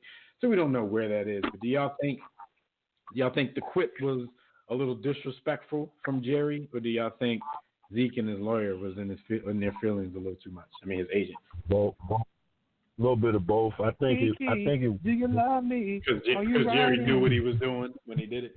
Yeah, Jerry knew what he was doing, but Jerry's like, yo, I done stuck my neck out for you after all of them times where you sexually accosted women, and I got you off the hook. You pulling out breasts up in restaurants, you rolling up on your girlfriend at concerts, you're sexually assaulting women on campus. All of those things have happened, and I told the whole world, not my Negro boy. No, not my Negro boy. You gonna leave him alone? He's my Negro. Look at and my after all of that, over there. I love my African American. And after all of that, so Jerry's like, yo, I done stuck my neck out for you, and you're holding out before the contract is up. Now the argument on the other side, of course, is he's a running back. collective bargaining agreement sucks, and y'all know that if he gets injured, he can't get paid. Y'all can cut him at any time. So, do you think Jerry, because of all the things you said and all the things he defended him on, he expects him to take that hometown discount because of that? Because it's not even. I don't think he's mad at him because he's holding out the contracts almost. Not even up. I mean, you pretty much know at this point Ezekiel Elliott is not going to play again on that rookie deal. So they knew they were going to pay him. I just think they don't want to pay him what he wants. They want him to take that. They don't want to pay Todd Gurley money because he could end up with Todd Gurley injuries or Todd Gurley needs. So they feel as though that Todd Gurley reset to the market. Every owner, period, wants that to be an outlier, and they want to fight the running back on getting that type of money because it's a risk at that position. It's a risk. Mm-hmm. All right. Well, look, that's our quote of the week. Our stat of the week is simply $120,000, and that is how much a Barack Obama high school jersey garnered at an auction. The winning bid, $120,000 by a buyer who wanted to remain anonymous. You know what's funniest about this story is that everybody's digging up. They're trying to find out how good of a high school player Barack Obama was. They're trying to find his statistics and all that kind of stuff, which is he was trash. It's stupid in this situation because what does that matter? He didn't get $120,000 on his jersey because he was that good. He was the president of the freaking United States, and he happened to play basketball. So people are digging up old stuff. But in everybody's search, I did a little research myself. I couldn't find the statistics, but he was like the only black dude on the team. He looked like he was the tallest dude on the team. And he had some people say some quotes, say some nice things about his game. But after finding all that out, you also find out that even though they won a state championship, and you think the tall black guy is going to be the best player on a state championship team, he didn't even start. He wasn't even a starter. So, so for the 1979 Punahou High School yearbook, he did get his photo in there of him shooting a little. I wouldn't even call it a jumper because he's 2 feet away from the basket, but I guess that's how he laid up back then. But yeah, after all of that, people actually had the nerve to go do research to see if his numbers. His numbers were commensurate with the price of this jersey. Like, no, he's the president of the United States. That's why he got $120,000. A celebrity. No doubt. All right, so yeah, real quick, you guys, you know the deal. You can check out our website anytime at warroomsports.com. Just make sure you take your time and look around. If you got any general inquiries for us, especially about sponsorship opportunities, advertising opportunities, and if you want to join the network in any way as a show personality, a writer, anything, hit us at info@warroomsports.com. But while you're browsing the site, make sure you click the memorabilia tab, buy some merchandise, all that good stuff. But you can also click the respective icons and tabs to follow all our social media platforms. But if you want to get in on the conversations right now, you could join us in the JW Philly Realty chat room. That's at blogtalkradio.com/thewar room. Just sign up for a free profile on Blog Talk Radio. If you don't want to do that, you can still get into your Facebook or Twitter account. So while you're at it, make sure you click follow. That'll get you updates and reminders about the show. We'll be taking questions and reading posts from Facebook, Twitter, the chat room, and the War Room Sports Game Time group on the GroupMe app during the show. But if you want to call in and speak with us, the Digital Extreme Technologies hotline is open, 323-410-0012. Press 1 when prompted, but if you're already listening from your phone, just press 1 if you want to talk. All right, then let's get into these, what happened this week while everybody was on the grind. I have a feeling this is really going to be the last segment of the show because the last topic here is probably going to take us to the end of the show. So before you do this, I just want to give a shout out to the topics that we intended on talking about that we won't get to. So you guys can talk about them on our social media platforms if you want. We're going to talk about the 2019 Team USA roster and how it's mad Sonic. We're going to talk about Jimmy's Lakers working out Dwight Howard, Joakim Noah, and Mo Spates this week. And the story that we didn't get to last week, that we're still not going to get to this week, the Alibaba co-founder buys the Brooklyn Nets for a record $2.35 billion. He did that in 2 transactions. And the Clippers now have hired Ty Lue as the top assistant. Last week we told you that they were looking to hire him, and they were probably trolling LeBron James by doing it. Well, the troll move has been completed, and Ty Lue has been hired by the Clippers. So shout out to all of those NBA topics that we will not get to talk about in depth. You got it, Jim.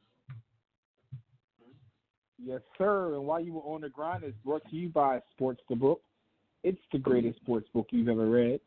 And listen, you can get the sports book by going to 2 places. You can go to sportsthebook.com, or you can go right to the hub, our hub, which is warroomsports.com. But you got to get this book. Do not miss the movement. But it is definitely time to talk about what happened past week. Well, all of you guys were on the Grizz Naive. In the Game Time group, he said Trump is the anonymous buyer of Obama's jersey. Wouldn't be shocking. He do think about dude a lot. He's gonna burn that junk. Blow out his mouth. So yeah, publicly burn that junk. All right, my bad. So what's going on? Let's talk about what happened this past week while you were on the Grizz Naive. First story is a sad story. Running back Cedric Benson died in a motorcycle accident. Man, rest in power to Cedric Benson. Yeah, that's crazy. And this is kind of crazy because he had posted on like IG right before he went out, like, I'm about to go out. You know what I'm saying? Like, this is what my night looks like. Posting pictures of his bike, and like a BMW bike. The last post he made. Yeah. I think the accident was between himself and a minivan. They said 2 adults were deceased. He was, of course, one of those adults, with 2 other adults suffering non-life-threatening injuries. So, rest in peace, rest in power. To Cedric Benson, gone too soon, 36 years old. Mm-hmm. Listen, man, how about this story here? And the crazy part, we have to say, I guess I don't have to, but ironically, 3 days before his death, he pleaded no contest to obstructing a passageway in a deal which saw a drunken driving charge from a 2017 arrest dismissed. He was sentenced to 2 days in jail, which he had already served. But he had pleaded no contest 3 days before dying in another vehicle-related situation. Yeah. It's crazy. Tragic. That's very tragic, man. Tragic, yeah. Richard, how about this one? Richard Williams was actually inducted into America's Tennis Hall of Fame. What's your thoughts on that? You cannot say that. In a black one. You can't say he's not a significant contributor to the game of tennis. Like we argue this all the time, and when we argue FOH, HOF or FOH, it's usually people that at least played the game in some capacity. But come on, when you may have, spooted the seed that created probably the top 2 women's players of all time. I know some people are going to try to knock Venus down a couple of notches on that, but they have an argument for being the top 2 women's players of all time. Women's? How about just players? Period. Yeah, I mean, when you say top 2, then you would definitely have to knock Venus down a little bit if we're saying top 2 of all time, just anybody. But 2 of the top tennis players of all time. Yeah, I mean, that's true. I mean, because he was their coach. Like he was their initial coach. So does Archie Manning get in the NFL Hall of Fame? Like, no, but because I joke when I say spooted the seed, but he was actually a tennis coach.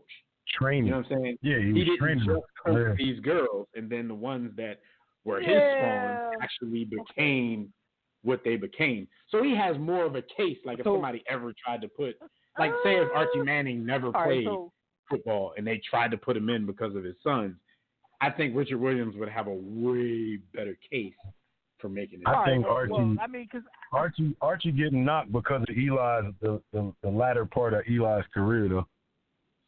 Well, hold on though. All All right, so what about what's the boy's name? What's the boy's name? Tim Glover. Glover. What's the boy name that used to be Mike's personal trainer? Oh, yeah, Tim Glover. Tim Glover. Yeah, Grover. does he get in? Tim Grover, I think. Grover. Does Tim Grover get in? No. I don't know. They might credit Tim Grover with bringing weightlifting to game day, so he might. he might. That changed the game, man. In the hall. That changed And listen, the game. man, I'm all about honoring. all about honoring Richard Williams, but I'm all about honoring Richard Williams. I think Richard Williams is that guy. But at the same time, though, I just hate when they water Hall of Fames down, man. Like, this is a publicity thing. They want to get publicity for the Hall of Fame that I didn't know. I take some of that back because I just read they talking about his coaching efforts. They said he basically taught Venus and Serena without any prior knowledge or playing experience. So he didn't really know how to play tennis. Come on, man. I thought he coached other people and then his just happened. That's how I always knew the story. So that's basically, put it like this. That's basically like them letting me in to the Soccer Hall of Fame if my son becomes a great soccer player. Because out of all the things he plays, soccer is the one that I have no experience. I know nothing about. But I say some stuff. It might be wrong as hell, but I say it. So Damn, I'm going to the hall on that one. He becomes. I'm going to the hall. What we doing here? What we doing here, man? Yeah. What's really good, man? After reading that, because I'm sitting there thinking, I'm thinking he had a stable of people that he coached. Because he had other kids. No. He coached them too. They just didn't become great. I thought he had. I really always thought the story was that he was a tennis coach. I didn't know he had no knowledge. Yo, does Earl Woods get in the Golf Hall of Fame? Like, we going to Earl Woods in the Golf Hall of Fame too? We're gonna let LeVar Ball in the Basketball Hall of Fame. I mean, he might. Listen, man. Speaking of golf, though. Speaking of golf, Steph Curry brought golf to Howard University. Shout out to Steph forever, man. Shout out to Steph forever. Y'all would have played golf?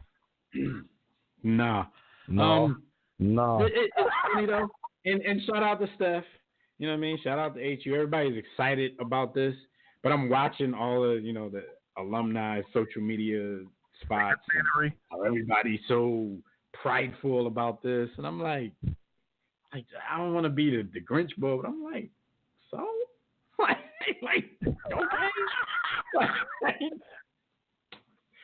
all right. You know why, Devin?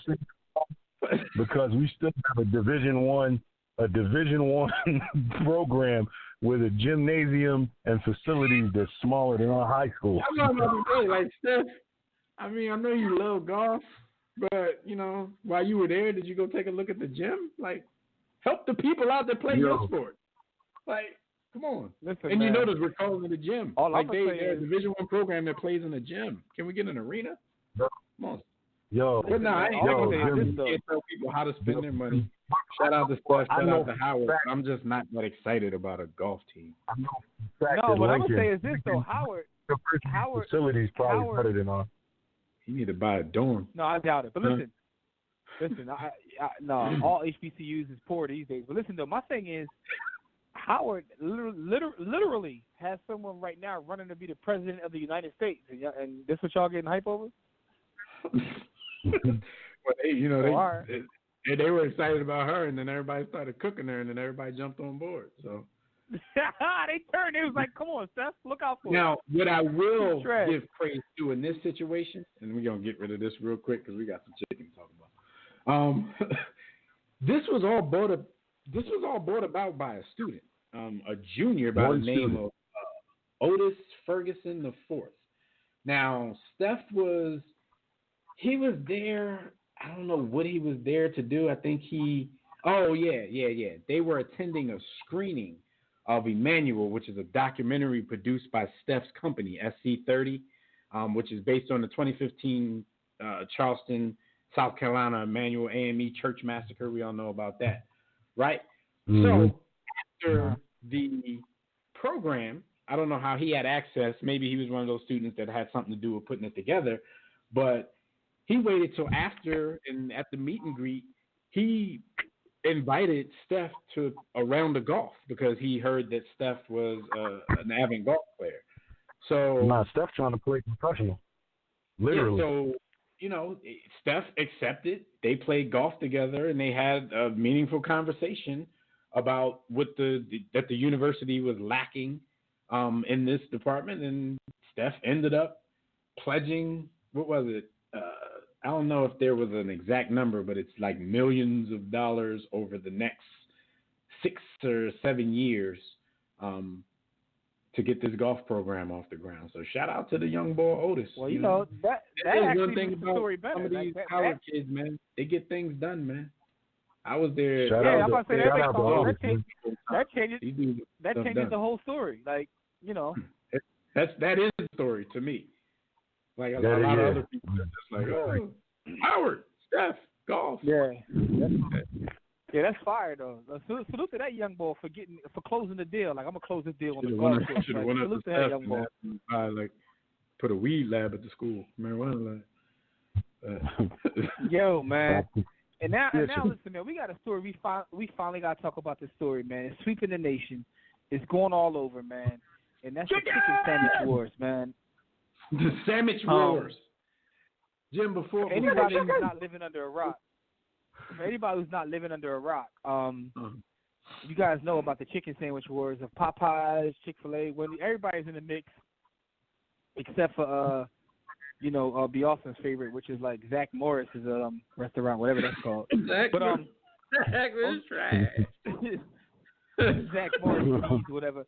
But everybody else is in the mix. Bojangles. Everybody's weighed in on these chicken wars, man. For me, it started a couple weeks ago when Roy, from the Broad Street line, as well as John Appetit had put up a post. There's a couple weeks ago he put up a post like, "Yo, this is." And the reason I trust Roy, because me and Roy, literally a couple weeks ago, I say about a couple weeks ago, we were sitting in the bar talking. And about an hour of our conversation was in regards to Chick-fil-A and our love for Chick-fil-A. Yeah. Like, we literally had an hour conversation at a bar about both of our loves for Chick-fil-A and the nuances of the different sauces. So I know he's about that Chick-fil-A life. So when I heard him say that, I was like, Red yo. Coat member. You already know, man. I'm a red member of Chick-fil-A. Yeah. But I told people that's like your educational distinction. Like, I tell people, I'm Devin McMillan, MBA, or somebody be like, I'm Akil Bayon, PhD. You could really say that, like, I'm Jimmy Williams, red member. Like, yo, I'm about to change my Twitter name, yo. And I'm 2,500 points away from that distinction myself. Oh, you'll be there soon, doggy. Come on, man. Oh, yeah. Popeyes try to knock you off the square, man. I don't stop eating at Popeyes. I can go get my point. No, I will not participate. So what I was going to say before we even start talking about this and giving our comparison reviews, like a lot of people, on social media trying to spoil everybody's fun, talking about, oh, I can't believe my people out here being stereotypes and debating over chicken and all of this kind of stuff. Like, man, go sit down somewhere, man. Everybody, everything doesn't have to be so serious. I keep hearing people say, oh, man, this chicken thing is a distraction. Yo, like, we can't chew gum and walk at the same time. Like, in my life, I'm doing like 464 things per day at the same time. So I can joke and talk about a damn chicken sandwich and still keep my eye on the prize and still talk about politics, still talk about sports. Like, I just wish people would lighten up. You know what I'm saying? I eat fried. I choose to eat fried chicken. Eat watermelon, drink iced tea, and pick cotton. I'm good. Yeah, but I mean, it's not. We're talking about some food. You know what I'm saying? We're not walking around with wingdings in our face mask. You know what I'm saying? Like, so yeah. Loosen up. And like I said, half the dudes hating like that, they probably was typing that with one hand while they were eating a Popeye's chicken sandwich with the other one. Everybody there faking. I mean, here's the fact of the matter, man. Food is a special place. If you want to start something like this, food is the easiest one to start. It's the easiest one to start. You know what I'm saying? Like, we do this thing over here in Philly, right, where we like try to support black businesses. So we'll like try to get a bunch of people to show up at a black business on one specific day. And the funniest thing about that is, guess what's the easiest business to get traffic to? A black-owned restaurant. If we tell 20 black people to show up at a bookstore or auto mechanics, any other business, like it's like pulling teeth. You'd be like, yo, we all meeting at this soul food joint. You know what I mean? It'd be litty. So food has a special place in our hearts, not just as black people, but as Americans in general. So this is not shocking to me. And Chick-fil-A is like, it's like Chick-fil-A was kind of like the unquestioned GOAT because that's just what they do. Right. You know what I'm saying? They about that chicken life. They lost their title. We talked about it, Jim. Like Chick-fil-A is not just the food. You know what I'm saying? It's the experience. Like Chick-fil-A, you know, if you're not getting into all the political stuff and their religion and what they believe in and all that stuff, like the experience at Chick-fil-A is just different. You're not used to being treated that way when you go into a fast food restaurant. You know what I'm saying? So it's a part. It's a part of it, like because good customer service, and you know this. You know, I learned this all throughout my schooling and marketing. Like good customer service always plays a part. You know what I'm saying? I've seen some of the best. Like I'll give my doctor for example. He used to have like family members running the office and the waiting area, the reception area, and all that kind of stuff. And like he's a great doctor. But the customer service out there wasn't up to par. So it started to affect his business. Like what people have to realize, in whatever field that you're in, once you open your own, you're a business person first. So you got to get that kind of stuff together. So as much equity that Chick-fil-A has built up with repeat customers, they're one of those people like, if they do finally get an order wrong, which is rare, like, you're cool. You're not mad like you are at other places because they treated you so well before they made the mistake. Like, you go in there real nice, like, you forgot my sandwich. So, long story short, like Jimmy said, Chick-fil-A, I think it was the universal king of chicken sandwiches or whatever. And then Popeyes came on the scene August 12th. With this new creation that started to turn some heads, open some eyeballs, and it was all history from there. So I think, because Jimmy and I, we've been talking to a lot of people, I think the whole thing was about Chick-fil-A versus Popeyes.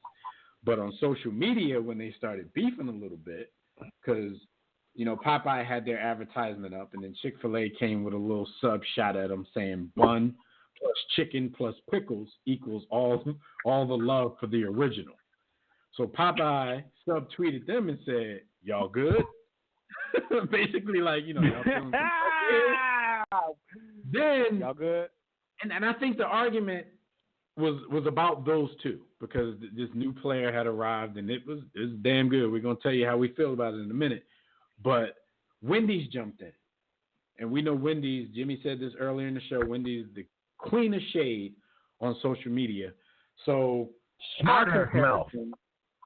We, you know, and a lot of people, you know, Jimmy had told me he thought Wendy's was, you know, if we're really ranking them, he thought Wendy's was up there and was worthy of being in our little competition. So I had never had the home style chicken sandwich from Wendy's. So I went out and had one just for this comparison.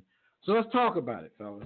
Let's like, for me, I felt that the Wendy's joint was pretty good, but truthfully, I could get it out of here pretty early and still say that it comes down. But here's the thing, though. I gotta be honest with you. Mm-hmm. I gotta be honest with you. The home style isn't the Wendy's top chicken sandwich. Their spicy chicken is a whole different chicken. It's different. Yeah. And that's the thing. I always like that's a funny thing. The regulars because I'm not really a spicy cat. No, but I'm not saying it wasn't good though. Actually, the lettuce, tomatoes, and mayo was a great addition to it. No, home style's legit. Now, granted, I'll be completely honest. I'm a Wendy's shareholder, but at the same time, though, what I recognize about Wendy's is this, and also I recognize about all of them, right? So I have some tips for those out there listening. Like, yo, why this boy got tips? That's because I'm a greedy boy. # greedy boy. Shout out to my brother Phil. # fat boy delights. But yo, when you go to Wendy's, you gotta get the spicy with the Asiago. That's just how you gotta get it, because that's the only way to get it. And when you go to Popeyes, and pause this before I say it, you gotta get the sauce known as the sweet heat. Pause again. Because that's just how you get it. Johnson. Yo, Neil in the chat room said, "Meanwhile, I don't even eat chicken sandwiches at all. You can't even get in on the fun. You lame." Come on, Neil. Do it for the culture, Neil. It's not about you. It's about the culture. Like, we need you to weigh in. What's wrong with you? Sometimes you got to take one for the team. Neil man. from our food group, and she got all kinds of weird quirks. You know, she don't like bread and chicken touching or nothing like that, and funny things like that. So what? like, I don't know. I tease her all the time about it. Yeah, she don't like much. Yo, I don't know how you feed yourself. Life yet. So but I had the Wendy's. You knocked that out. Good. Let's kind of break them down on the comparison here, because like Jimmy said, to me, Chick-fil-A was the GOAT chicken sandwich, but it was hard for me to admit, and I think it was the same for you, Jim, because for a while, neither one of us wanted to talk about it publicly. I think we were being influenced by that all-in approach. Like, we didn't want to say anything that could be construed as negative toward God's chicken. That's Chick-fil-A. No, man. So I didn't want to talk about it. I told people I had the Popeyes one, and they would ask me, "Well, what did you think?" And I didn't give any straight answers, because I didn't want to diss Chick-fil-A and say, you know, sometimes it's best to just not say anything at all. But let's go to I'm gonna go to like certain aspects of the sandwich. Let's start with bread. And we talk about the three. I actually think the Wendy's sandwich and the Popeye sandwich have very similar. Popeyes has the buttery brioche bread, and when I ate the Wendy's, I was like, well, this looks similar. I don't know if it's brioche, but it definitely has some butter on top of that. Yeah, it's similar, but it's not brioche. It's not brioche though. Brioche is I think that's what makes Popeyes fire. Actually, is the crispiness and that brioche, man. Right, and that's my thing. All right. So, yeah, I'm gonna go ahead and toss the Wendy's. I'm going to do my comparison, and I'm going to let y'all rock. This is my comparison between the Chick-fil-A sandwich and the Popeye sandwich. If we're talking pure taste, just the taste of the chicken, whatever it's seasoned with, I still think Chick-fil-A comes out on top of that. But there's some pros to the Popeye sandwich that makes me kind of like, I ain't gonna front. I had one on Saturday, and by Monday, I was in the car tweaking for another one. What Jimmy just said, the crispiness. First of all, the chicken patty is huge. That's neither here nor there. That joint is definitely it doesn't have to be a King Kong Bundy chicken patty, but I mean, you have to label that as a pro. And so it's bigger. Pause. It's juicier. Pause. That joint is definitely. It's a foghorn leghorn size chicken patty. It's crispy. And I didn't even say crispy because Chick-fil-A's joint isn't crispy at all. It's crispy, and the buttered bread makes it crazy. So people are probably thinking like, well, everything you said favors this sandwich, but on a pure taste, I put it like this: if you give me a chicken sandwich that tasted like Chick-fil-A, but had those other attributes to it, like if a Chick-fil-A patty was juicier, if a Chick-fil-A patty was crispier, and they had the bread, they put some kind of butter on the bread, I don't think it would be close. But that's not how it is right now. So, that Popeye's joint is serious, man. People probably like, they really serious about this sandwich. What are your thoughts on comparison, Jeff? I'm going to go ahead and get out the way. Because I didn't take it as deep as y'all. Pause. The Chick-fil-A joint, I do like it. My kids love it, but I'm lightweight tired of it because it's the only chicken sandwich I've had for about a decade. So other than McDonald's, and we ain't gonna talk about that. So I'm going with the Popeyes off the break. It's bigger chicken and it's crispy. New. So that's my analysis. It's something different. Like so, I'm sick of Chick-fil-A chicken sandwich, not because it's bad. Can definitely be our Sunday chicken. Like if it came Dog, down to it. All I'm gonna say is this. I'm gonna more keep it a B. soon. I'm gonna keep it a 100 thou wow. All I'm gonna say is this. Wendy's overall, right? Wendy's is like the San Antonio Spurs, since we are on a sports show, right? So, like, there's nothing on Wendy's entire menu that really stands out as the go-to thing, but they're solid pretty much all over the place, right? That's not true. Because that double and triple quarter. Come on, man. but it's not like one of those things. It's not like one of those things where, like, you know, it's gonna stop the presses like this is. Like they're great all over the place. Like they're the Spurs. You gotta go back. Like I gotta have a double or triple quarter right now. I'm a burger. They're gonna be there. connoisseur. They don't do it, but they don't do anything like bad. Like they don't do it. Their fries is dope. Their shakes are dope. I mean, everything is dope at Wendy's. Like it just is what it is, right? But so the thing is, up until this point, Chick-fil-A dominated because it had that chicken sandwich. That was something special, right? So I would probably compare that to like having, I guess, who could you say is consistent but has a one? It's like having LeBron, I guess, right? But Chick-fil-A is like having LeBron. Popeye's got Zion right now, cause like until we see him play and sync it up. But as of right now, they got Zion. But the thing is, Popeyes can't even handle having a good thing though. Popeye's not even set up for this type of success because they running out of chicken everywhere. I mean, I know the lines are crazy, it's a but if you on social media and you talking trash to the king, then you damn sure need to have enough sandwiches in every store. You got to be ready. You got to come at the king. You got to be ready. If you know your product is they didn't expect this. They didn't know that the chicken would jump this high. It basically bust through his Nike. Like this is what's going on right now, right? So it's bust through his Nike, but it's Zion. If I'm talking about just the pure chicken sandwich, right? I'm not even gonna lie to y'all, yo. When you put that sweet heat on it, pause.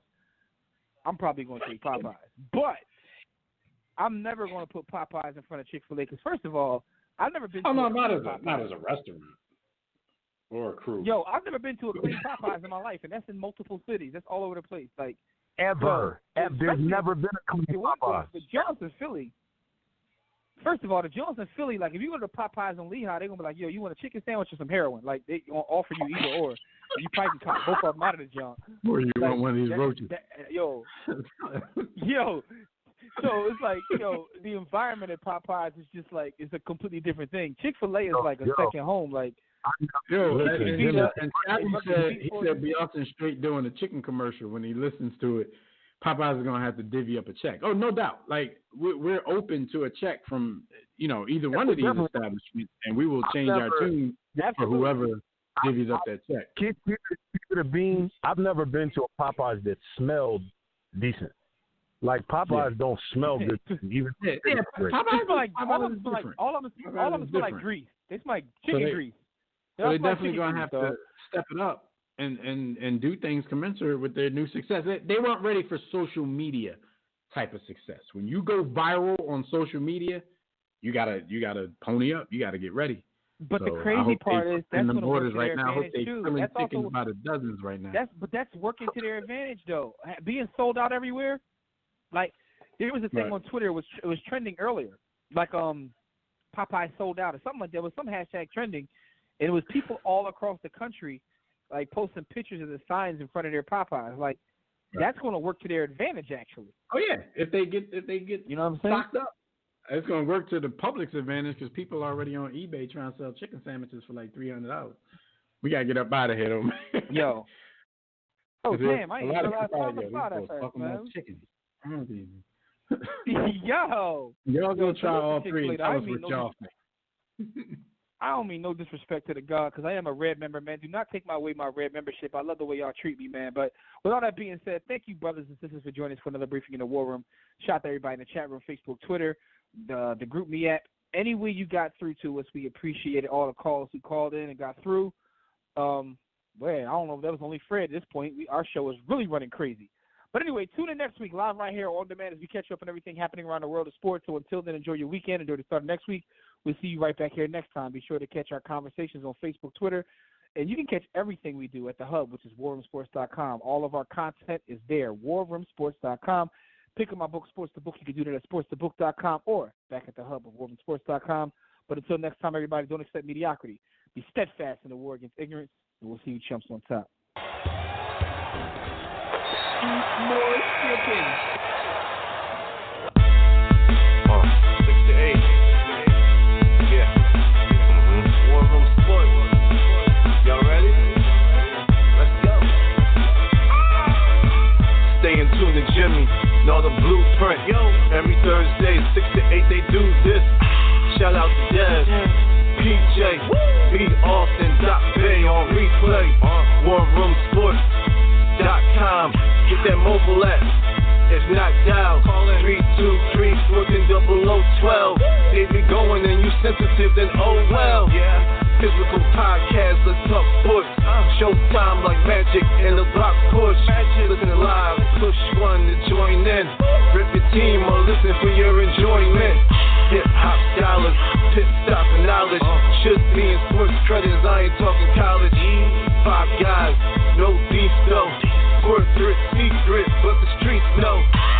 Belafonte, I got a G flow. KC, royalty, I'm in beast mode. 2 hours, get your game up. Who's the best in sportscast? You better name us.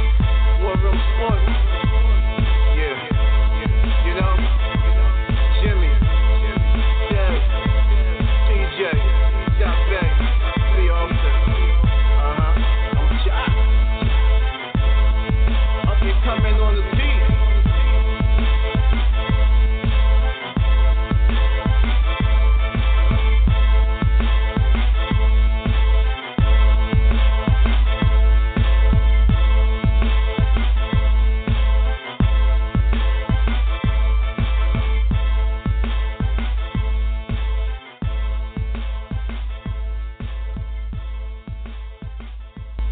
War Room Sports, www.warroomsports.com.